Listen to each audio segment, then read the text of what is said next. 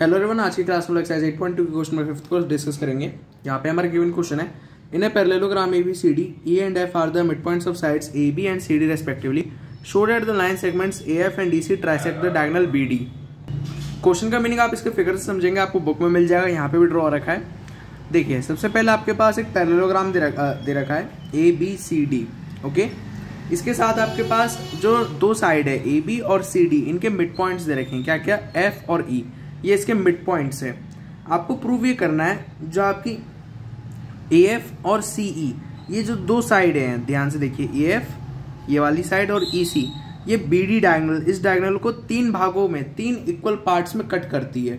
ये आपको प्रूफ करना है, ओके। आई होप आपको क्वेश्चन का मीनिंग क्लियर हो गया होगा। चलिए अब इसके प्रूफ की तरफ बढ़ते हैं। देखिए, गिवन टू प्रूफ, ये सब मैंने आपके सामने लिख दिया है, तो हम लोग डायरेक्ट प्रूफ पे बढ़ेंगे। ध्यान से समझिए। सबसे पहले आपके पास E मिड पॉइंट आप फिगर में देख सकते हैं, तो ये AB का क्या होगा, हाफ होगा। ऑब्वियस सी बात है, अगर मैं AE को लूं तो ये AB का हाफ होगा। मैं मेंशन कर देता हूं, AE equals to half of AB। Reason is mid point, mid point of AB का मिड पॉइंट है, इसलिए, ओके। और इसको आप इक्वेशन कंसिडर कर लीजिए, इक्वेशन 1, ठीक है। साथ ही में अब ऊपर आ जाते हैं, ऊपर वाली साइड में CD में आपके पास F मिड पॉइंट है, तो F अगर मैं DF को लूँ या CF को लेता हूँ, तो CF क्या होगा, DC का हाफ होगा।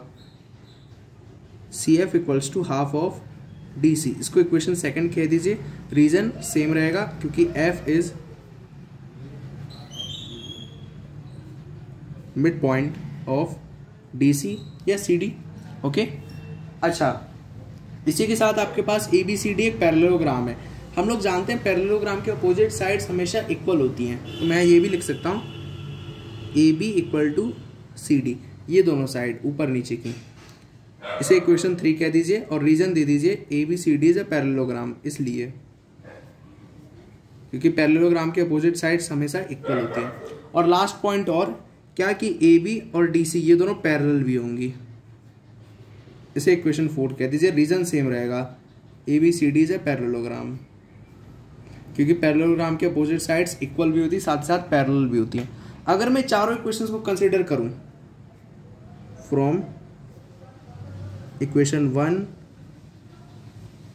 इक्वेशन 2, इक्वेशन 3 एंड इक्वेशन 4, हम लोग क्या कह सकते हैं, देखते हैं। वी कैन से,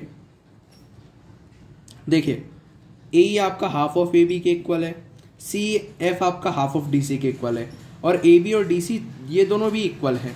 मतलब मैं AB की जगह में CD भी पुट कर सकता हूँ, DC की जगह में AB भी पुट कर सकता हूँ, तो ये चारों ही आपस में इक्वल हो जाएंगे अगर आप इसे ध्यान से समझे तो। AE किसके इक्वल है, हाफ ऑफ AB के, ठीक है। AB, अच्छा देखिए, AB और CD ये दोनों इक्वल है, अगर इन दोनों का हाफ करूंगा तो भी ये दोनों इक्वल ही रहने वाले, इसलिए मैं यहाँ पे हाफ ऑफ CF भी पुट कर देता हूँ, सॉरी DC, और हाफ ऑफ DC किसके इक्वल है, CF के। ये इक्वेशन में आप शायद थोड़ा सा कंफ्यूज हो सकते हैं, तो वीडियो को थोड़ा रिपीट करके आप देख लीजिएगा, तो शायद आपको दोबारा समझ में आ जाए। तो यहाँ से मैं क्या कह सकता है कि AE और CF ये दोनों भी कैसे हो गए, इक्वल हो गए। अच्छा, इसी के साथ अभी इक्वेशन 4 का भी तो कुछ वर्क होना चाहिए। AB पैरेलल टू DC हम लोगों ने ये बताया है, ठीक है। तो यहाँ पे भी हम लोग इसको मेंशन कर देते हैं, AB पैरेलल टू DC। अब ध्यान से समझिएगा इस पॉइंट को। यहाँ पर अगर मैं AE की बात करूँ, AE की, देखिए ये AB की साइड पे ही तो आ रहा है AE, मतलब ये पूरी साइड AB है, इसका हाफ कर देंगे तो AE है। तो मैं यहाँ क्या लिख सकता हूँ, AB की जगह पे मैं AE लिख सकता हूँ, क्योंकि साइड तो चेंज नहीं हो रही है। ध्यान से देखिए, साइड तो वही रहेगी, बस साइड थोड़ी छोटी हो जा रही है। और यहाँ ऊपर आ जाए हम लोग, DC का हाफ कर देंगे तो हमारे पास मिलेगा CF। साइड अभी भी चेंज नहीं हुई है, बस साइड छोटी हो गई है, तो मैं DC की जगह पे क्या लिख सकता हूँ, CF, ओके। अब देखिए, AE CF इक्वल है, AE CF पैरेलल है, तो हम लोग कह सकते हैं कि आपको जो क्वाड्रिलेटरल है ऊपर ये जो बन रहा है AE CF, ये वाला क्वाड्रिलेटरल, ये क्या बन गया, एक पैरेललोग्राम बन गया, ठीक है ना। Therefore AECF is a parallelogram. इसका रीजन आप दे दीजिए one pair of opposite sides are equal and parallel.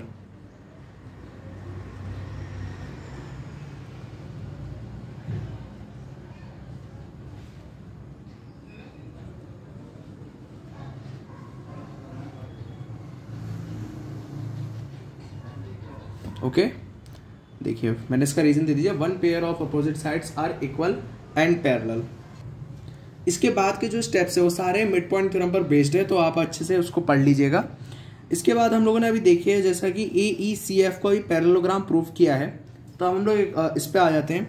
जैसे कि अगर मैं यहाँ पे बात करूँ CE और FA को ले लूँ, CE पैरेलल टू FA, ऐसा हो सकता है क्योंकि ये क्या है, साइड्स ऑफ पैरेललोग्राम हो गई हैं अब।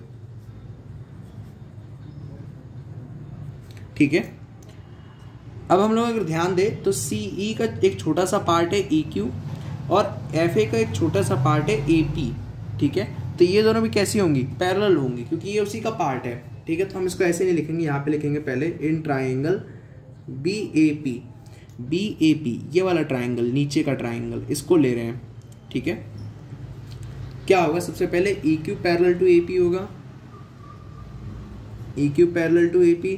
आप इसका रीजन दे सकते हैं कि CF पैरेलल टू FA, इन्हीं के तो पार्ट हैं ये दोनों साइड्स। अच्छा, इसके साथ E जो है आपका AB का वो भी दे रखा है, mid point. E is mid point of AB, ऐसा आपको दे रखा है, यहाँ लिख दीजिए गिवन। ठीक है, तो हम लोग यहाँ पे क्या कह सकते हैं, देयरफॉर हम लोग ये कह सकते हैं कि आपका जो Q होगा, Q ये वाला पॉइंट, ये PB का हाफ होगा। ओके, फिगर में शायद पता ना चले क्योंकि एक्यूरेटली नहीं बना हुआ फिगर, लेकिन ऐसा हमें प्रूफ करना है। Q is mid point of PB, इसका आप रीजन दे दीजिए by converse of mid point theorem. अगर हम लोग मिड पॉइंट थ्योरम का कन्वर्स देखें तो वो यही कहती है कि कोई भी साइड किसी तीसरी साइड के पैरेलल हो और उसमें से एक पॉइंट किसी साइड का मिड पॉइंट हो, तो ऑटोमेटिकली जो दूसरा पॉइंट होता है वो मिड पॉइंट आ जाता है। ठीक है, तो इससे हम लोगों ने यहाँ पे कह दिया। दूसरी तरफ अगर हम लोग आए ट्राइंगल DQC में, इन ट्राइंगल DQC, देखिए फिगर में देखते हैं कौन सा ट्राइंगल है, DQC, ये वाला ट्राइंगल, देखिए ये ऊपर का ट्राइंगल। इसमें अगर हम लोग आए तो हमें क्या पैरेलल मिलेगा, FP और CQ, FP parallel to CQ। उसका ये भी रीजन दे दीजिए, ये AF और CE पैरेलल है, जैसे कि ऊपर हम लोगों ने बताया है यहाँ पर, क्योंकि ये साइड्स ऑफ पैरेललोग्राम है। अगर ये पैरेलल हैं तो ये दोनों भी ऑब्वियसली पैरेलल ही होंगे क्योंकि ये दोनों भी उसी के पार्ट हैं। ठीक है, तो हम लोग यहाँ पे कह देंगे CE पैरेलल टू FA, इन्हीं दोनों के तो ये पार्ट है। साथ ही में हमें F भी मिड पॉइंट दे रखा था, F mid point of DC, ऐसा क्या है, गिवन है। ओके, तो यहां से मैं क्या कह सकता हूं, therefore P is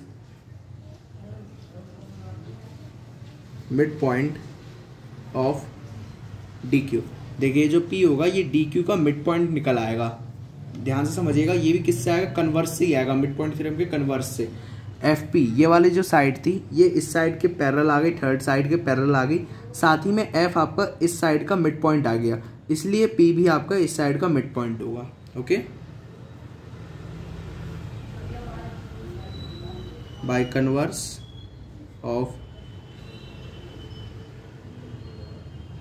mid point theorem. ठीक है, तो यहां से हम लोग कह सकते हैं आपका जो DP होगा वो PQ के इक्वल हो जाएगा, क्योंकि क्यों हुआ, क्योंकि P मिड पॉइंट हो गया। यहाँ पे मेरे से एक छोटी सी मिस्टेक हो गई, यहाँ Q अगर मिड पॉइंट आया था PB का तो मैं कह सकता था PQ इक्वल्स टू QB, मैं यहाँ भी कह देता हूँ PQ इक्वल्स टू QB। इसे इक्वेशन 5 कह दीजिए, इसे इक्वेशन 6 कह दीजिए। ठीक है। अगर हम लोग इन दोनों इक्वेशंस को कंसिडर करें,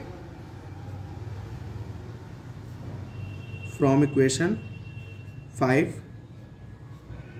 and equation 6 we can say, हम लोग ये कह सकते हैं, देखिए पी क्यू आपका किसके इक्वल है, क्यू बी के, और पी क्यू डी पी के भी इक्वल है। तो देखिए D P equals to P Q, देखिए D P equals to P Q और पी क्यू किसके इक्वल है, क्यू बी के, और यही हमें प्रूफ करना था। ओके, यहाँ क्वेश्चन थोड़ा सा कॉन्सेप्चुअल था और इसके लिए आपको मिड पॉइंट थ्योरम थोड़ी अच्छे से आनी चाहिए। अगर आपको आती है तो आप क्वेश्चन आसानी से कर लेंगे। आई होप आपको क्वेश्चन क्लियर हो गया होगा। Please share this lecture to your classmates and don't forget to subscribe this channel. Thanks for watching. जय हिंद।